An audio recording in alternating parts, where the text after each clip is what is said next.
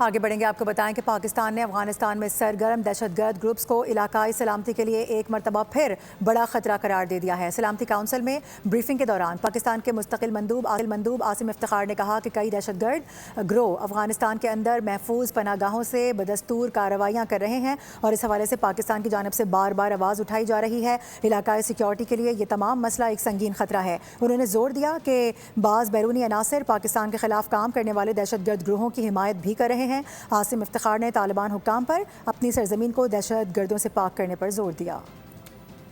President in Afghanistan remains deeply alarming. Since the Taliban takeover in August 2021, multiple terrorist groups continue to thrive in that country in an increasingly permissive environment.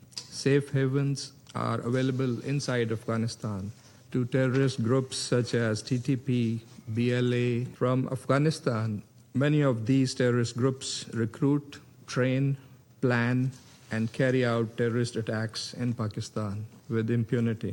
They find active external support and financing from our eastern neighbor.